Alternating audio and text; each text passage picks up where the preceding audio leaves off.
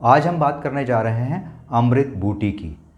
जी हाँ, अमृत बूटी, जिसे हम गिलोय के नाम से भी जानते हैं और इंग्लिश में इसका नाम टाइनोस्पोरा होता है। इसे कुछ लोग गुडुचि या अमृत के नाम से भी पहचानते हैं। संपूर्ण भारतवर्ष में जो गिलोय का पौधा है वो पाया जाता है, लेकिन इसके उपयोग से पहले हमें यह ज़रूर जान लेना चाहिए कि कौन से प्रकार की गिलोय जो है वो हमारे लिए लाभप्रद होती है।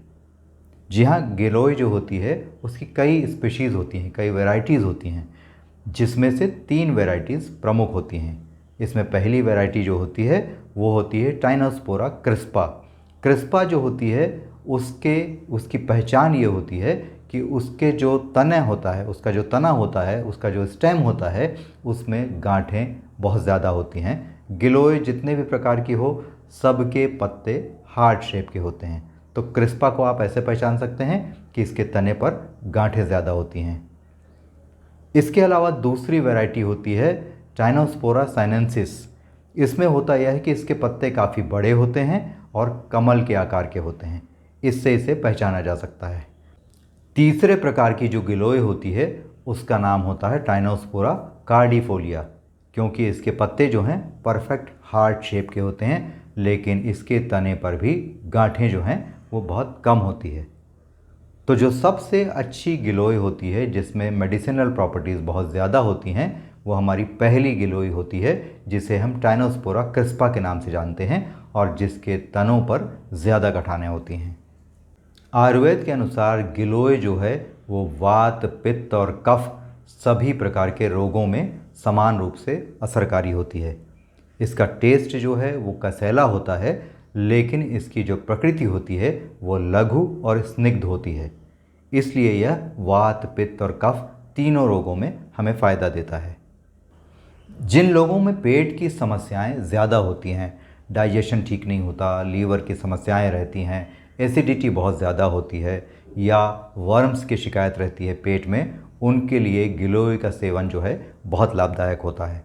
इसके अलावा स्किन प्रॉब्लम्स, जैसे आजकल फंगल प्रॉब्लम्स बहुत ज़्यादा हो रही हैं, इसके अलावा eczema, psoriasis, viral skin problems, bacterial skin problems, इस सब में गिलोय का सेवन और उसे अफेक्टेड जगह पर, प्रभावित जगह पर लगाने से बहुत फ़ायदा होता है।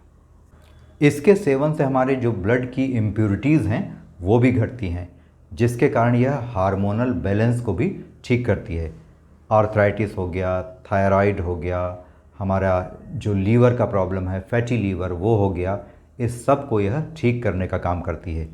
इसके अलावा जो कफ प्रकृति के रोग होते हैं, यानी रेस्पिरेटरी डिजीज़ जितनी होती हैं, जैसे जिसमें अस्थमा भी है, खांसी का आना भी है, लगातार सर्दी, खांसी, बुखार का रहना भी है, उन्हें भी गिलोय के सेवन से बहुत आसानी से ठीक किया जा सकता है।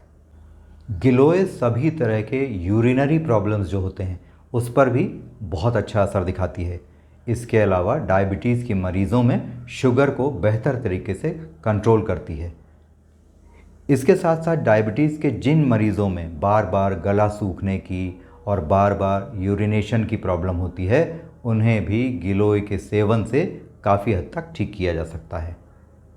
इसके अलावा अगर आपको किसी भी तरह का बुखार हो, जिसमें डेंगू हो सकता है, चिकनगुनिया हो सकता है, वायरल फीवर हो सकता है या सामान्य सर्दी, खांसी, बुखार हो सकता है, उसमें गिलोय का सेवन जो है वो बहुत फ़ायदेमंद होता है। और गिलोय के इसी गुण के कारण इसे बुखार बूटी भी कहा जाता है। इसके अलावा जो लीवर के पेशेंट्स होते हैं, यानी जिनमें जॉन्डिस की समस्या ज़्यादा रहती है या फैटी लीवर रहता है या और लीवर संबंधित इंडाइजेशन की प्रॉब्लम्स रहती हैं, उनके लिए भी गिलोय के रस के सेवन से बहुत ज़्यादा फ़ायदा देखने में आया है। तो जैसा कि अभी हमने आपको जानकारी दी कि यह लीवर के रोगियों में लीवर के फंक्शन को इम्प्रूव करके फ़ायदा पहुंचाती है, उसी प्रकार जो कैंसर के रोगी होते हैं उन्हें अगर व्हीट ग्रास के थोड़े से जूस के साथ गिलोय का भी जूस दिया जाए तो उनका कैंसर जो है वह धीरे धीरे रिवर्स होने लगता है।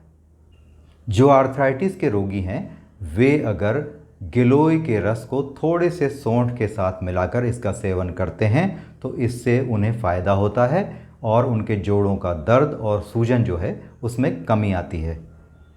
इसके साथ साथ गिलोय का एक बहुत महत्वपूर्ण उपयोग उम्र घटाने के लिए, उम्र को थामने के लिए किया जाता है। इससे चेहरे की झुर्रियाँ कम होती हैं, हमारा वज़न घटता है और ओज हमारा जो है वो बढ़ जाता है। लेकिन यहाँ एक बात और ध्यान में रखने वाली है कि जो लोग बहुत दुबले पतले हों या कमज़ोर हों, उन्हें गिलोय के सेवन में सावधानी रखनी चाहिए।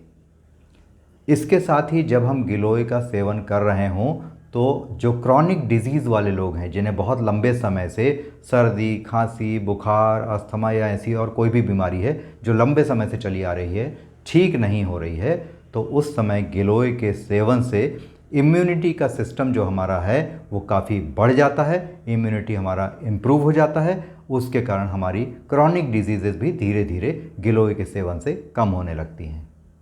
तो गिलोय के सेवन का सबसे अच्छा तरीका क्या है? तो इसके लिए टाइनोस्पोरा क्रिस्पा के स्टेम के 2-3 टुकड़े आप लीजिए। इन टुकड़ों को आप गठाने ज़्यादा होने के कारण पहचान सकते हैं। उन्हें पानी में उबालिए जब तक कि पानी आधा न रह जाए, और इसके बाद इसका सेवन आप सुबह सुबह कर सकते हैं। जिन लोगों को गिलोय का रस बहुत ज़्यादा कड़वा लगता है, वे शुद्ध शहद की कुछ मात्रा इसमें मिलाकर इसका सेवन कर सकते हैं।